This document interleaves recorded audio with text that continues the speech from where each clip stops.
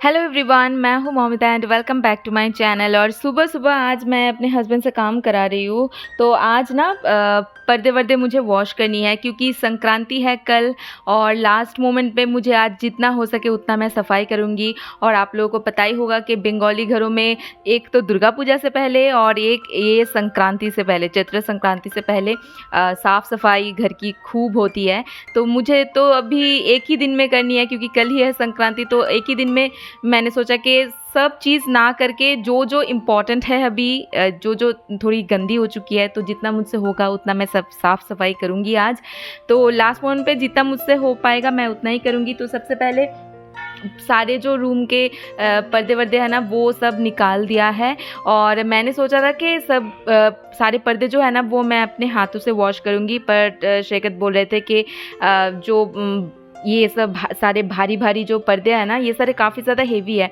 तो वो बोल रहे हैं कि ये सारे मशीन में डाल देती हूँ और बाकी वाइट वाला मैंने सोचा कि वो मैं हाथ से वॉश करूँगी। शैकत ऑफ़िस जाने ही वाले थे तो मैंने कहा कि ऑफ़िस जाने से पहले मेरा ये काम करवा दो, क्योंकि पर्दे जो है ना वो काफ़ी हाइट में होता है और मुझे बार बार कुर्सी में चढ़ के करना पड़ता है। तो ये काम मैंने उनसे करा लिया। और ये वाइट वाले जो पर्दे हैं ना ये मैं हाथों से वॉश करने वाली हूँ। तो सबसे पहले इनको मैंने अच्छे से डिटर्जेंट वाले पानी में मैंने भिगो के रख दिया। तो थोड़ी देर भिगने के बाद ना सारी गंदगी जो है ना वो ऐसे ही निकल जाता है।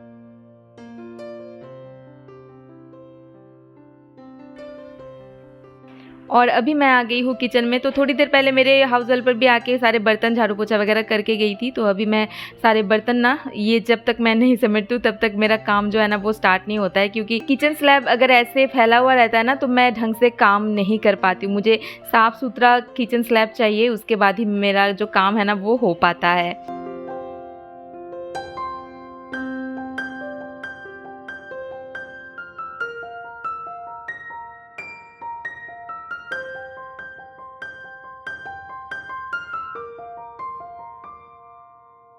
और आज की सबसे बड़ी काम है ये कि आज मैं फ्रिज साफ़ करने वाली हूँ। फ्रिज मैंने काफ़ी दिनों से मैंने क्लीन नहीं किया है, तो बहुत ही ज़्यादा गंदा हो के रखा है अंदर का।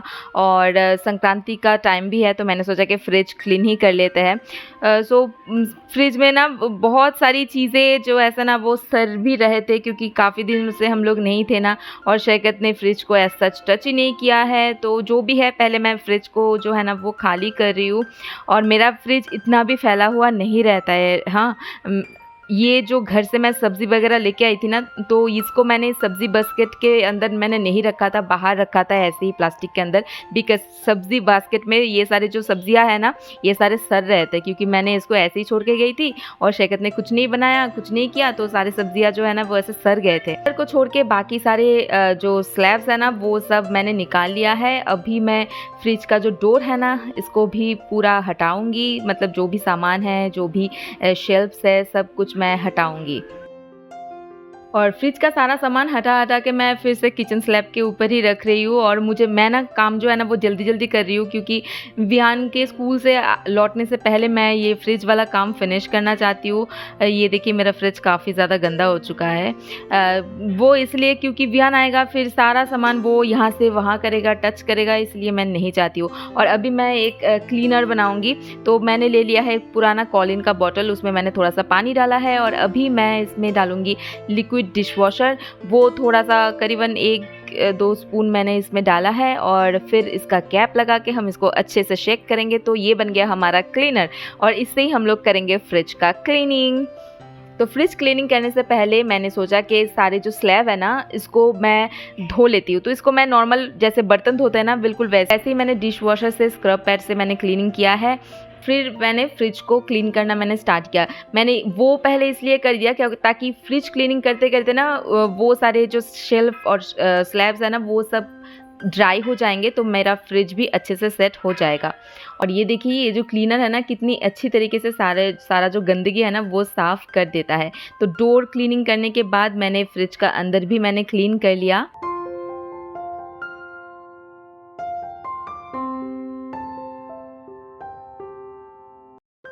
और अंदर का अच्छे से साफ़-सफ़ाई करने के बाद मैंने लिया है कॉलिन और एक ऐसे स्पॉन्ज पैड लेके मैं बाहर का पोर्शन जो है ना वो कॉलिन से मैं साफ़ करने वाली हूँ।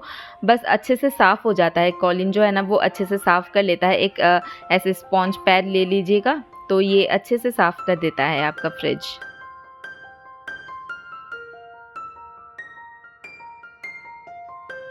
फ्रिज क्लीनिंग करते-करते मेरा जो सारा शेल्फ्स है ना वो सब ड्राई हो चुका था, तो मैं हाथ के हाथ ये फ्रिज जो है ना वो सेट कर रही हूँ, वरना विहान आके सारा चीज़ इधर-उधर करने वाला है। तो मैं मेरे नीड के अनुसार सारे जो ऐसे शेल्फ्स है ना वो मेरे अकॉर्डिंग मैं ऐसे सजाती हूँ, आप चाहे कैसे भी सजाइए। बहुत लोग मुझसे पूछते हैं कि मैं फ्रिज कैसे ऑर्गेनाइज़ करती हूँ, बहुत ही ज़्यादा प्रो नहीं हूँ मैं ऑर्गेनाइज़ेशन में, लेकिन मैं जैसे करती हूँ मैं दिखाती हूँ। तो नीचे वाले डोर के नीचे वाले शेल्फ में मैं रखती हूँ सारे बॉटल्स सॉस-वॉस के, तो सब कुछ क्लीन करके मैंने रख दिया है। सब कुछ सॉसेस का बॉटल है। और सेकंड वाला ये शेल्फ जो है ना इसमें मैं रखती हूँ ड्राई मसाले।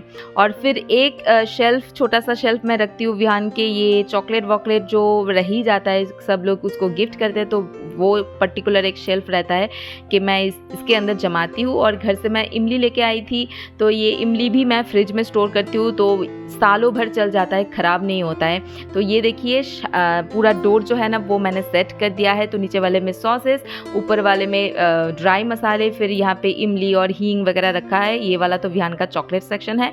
और इसमें मैंने रखा है साबुत मतलब खरे मसाले जो होता है ना वो साबुत मसाले, जो भी मैंने पैकेट ओपन किया है उसको मैं ऐसे रैप करके मैं यहीं पे रख देती हूँ। फ्रिज क्लीनिंग करने के बाद पूरा किचन मेरा फैल गया था, तो पूरा स्लैब इवन नीचे का फर्श वर्श सब कुछ मैंने अच्छे से क्लीन किया, पोछा लगा दिया मैंने। उसके बाद मैं यहाँ पे बैठ गई हूँ लंच की तैयारी करने। जिस दिन आपके पास काम ज़्यादा होना है ऐसे सफाई वफाई के, उस दिन आप कोशिश कीजिएगा कि पिछले वाले दिन ही आप खाना ज़्यादा करके बना के रखिए, ताकि इस दिन कुकिंग का कोई झंझट ना रहे, आप बस खाना गर्म करके खा सकते हैं। लेकिन क्योंकि मेरे पास छोटा सा बच्चा है ना और बासी उसको खिलाना नहीं चाहिए, तो इसलिए मुझे कुकिंग करना ही पड़ेगा। मैं सिंपल सा फिश लेके आए थे शेखर, तो सिंपल सा फिश करी बना रही हूँ और चावल मैंने चढ़ा दिया है। और तब तक मैंने वो लौकी के डंठल और पत्ते वो सब भी मैंने काट लिया है।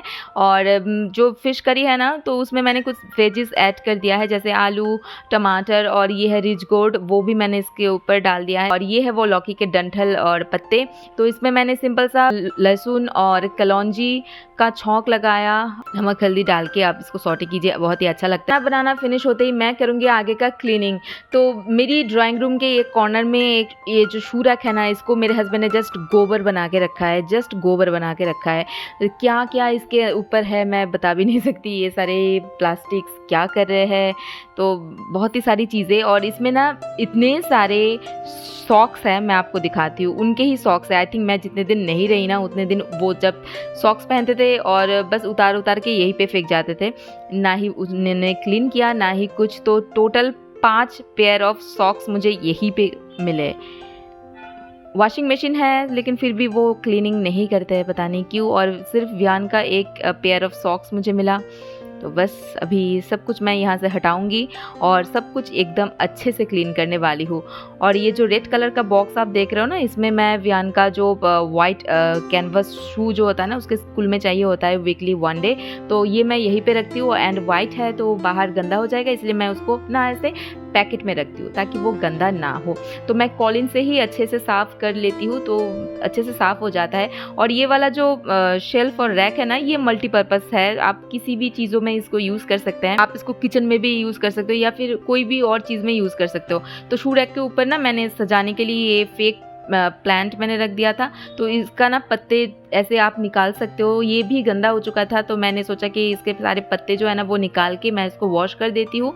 और ये मैंने फिर क्लीन करके यहीं पे रख दिया। एंड बाकी का पत्ता जो है ना वो वॉश करके फिर मैं इसके ऊपर लगाने वाली हूँ।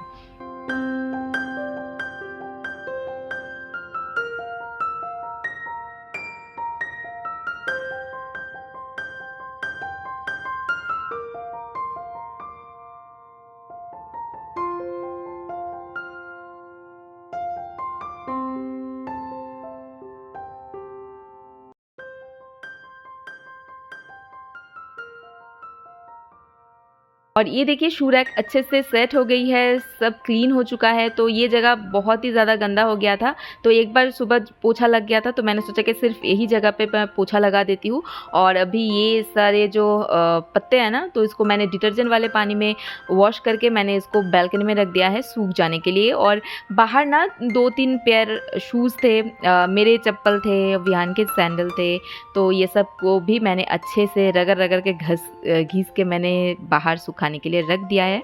और जूते क्लीन करने के बाद अभी मैं आ गई हूँ वॉश बेसिन को क्लीन करने। तो मेरे घर में कुल मिला के 3 वॉश बेसिन और 1 सिंक है, तो सबको आज मैं वॉश करूँगी। तो सबसे पहले जो भी यहाँ पे अनवांटेड चीज़ें हैं, एक्सपायर हो चुका है या फिर ख़त्म हो चुका है, सबको मैंने हटा दिया है।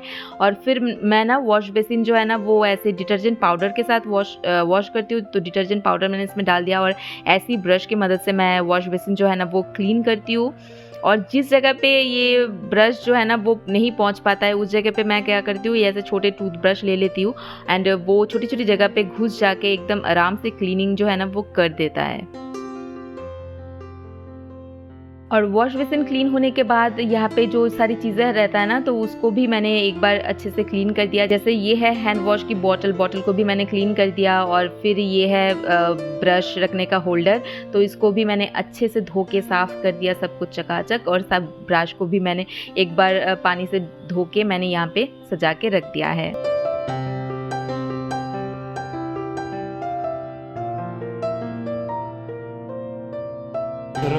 TV dah. Bagus, cakap.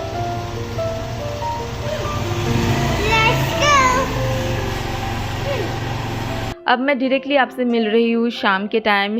तो पॉयला बोईशाख इज़ कमिंग। पॉयला बोईशाख के लिए कुछ भी शॉपिंग हमारी नहीं हुई है अब तक, तो इसलिए आज हम निकले हैं कुछ शॉपिंग करने। घर का भी बहुत सारा सामान लेनी है। तो पॉयला बोईशाख के लिए यहाँ पे ना बहुत सारे गणेश जी, लक्ष्मी जी का यहाँ पे मूर्ति मिल रही थी। तो हम लोग गए, ये बाबू मौशाई करके एक दुकान है जहाँ पे हम लोग कुर्ता वगैरह लेने जाते हैं। विहान का भी कुर्ता लेते हैं यहाँ से और शैकत का भी कुर्ता लेते हैं यहाँ से। तो ये सिलीगुड़ी मार्केट के अंदर ही है। तो यहाँ से विहान के लिए हमने एक कुर्ता चूज़ किया। तो विहान को कुर्ता ज़्यादा पसंद नहीं है, लेकिन फिर भी अच्छा लगता है ना, अगर बच्चा जब पहनता है ना, तो चाहे ये भी होता है कोई ओकेशन हो उसमें अच्छा लगता है। और फिर हमने यहाँ से चावल का ऐसे बोरिया भी लिया। तो हम लोग ना चावल ऐसे बोरियों में लेते हैं, काफ़ी कम पड़ जाता है। और बंगाली हूँ, चावल तो हम लोग खाते ही खाते हैं। तो उसके बाद हम लोग गए फिर से वेगा मॉल, क्योंकि हमें आज ग्रॉसरीज़ भी करनी है। ग्रॉसरीज़ भी बहुत सब कुछ ख़त्म हो चुका था, तो वो भी आज करनी है। और यहाँ पे ना डेकोरेशन इतने अच्छे से होके रखता है ना, हमेशा बहुत अच्छा लगता है। मैं जब भी यहाँ पे आती हूँ ना, बहुत ही अच्छा लगता है। बहुत सारे अच्छे अच्छे डेकोरेशंस है। और विहान यहाँ पे आने के बाद बहुत खुश हो जाता है, क्योंकि विहान को पता है यहाँ पे आए हैं तो एक ना एक राइड तो मुझे ज़रूर करने को मिलेगा। तो वो बहुत ही ज़्यादा खुश हो जाता है।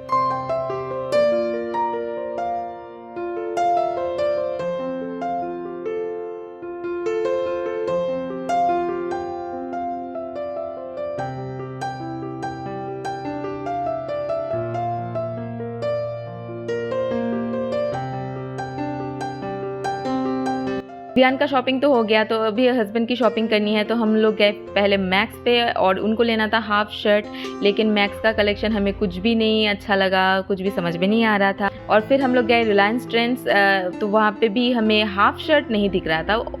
बहुत सब कुछ था, लेकिन हमें हाफ शर्ट ही चाहिए था उनके लिए। फिर हम लोग हताश होके हम लोग आ गए स्पेंसर में ग्रॉसरी शॉपिंग करने। तो ये मैं ले रही हूँ होल व्हीट पास्ता। तो मैंने दिखा दिया ब्रांड कि मैं यही वाला ब्रांड यूज़ करती हूँ। और इस बार ना हम लोग ये खुला वाला जो मतलब लूज़ दाल जो यहाँ पे मिलता है ना, हमने वो वाला लिया। तो पहले चेक किया कि क्वालिटी अच्छी हमें दिख रही थी, जैसे मसूर दाल थी, मूंग दाल थी, सब तरह की दाल यहाँ पे अवेलेबल थी।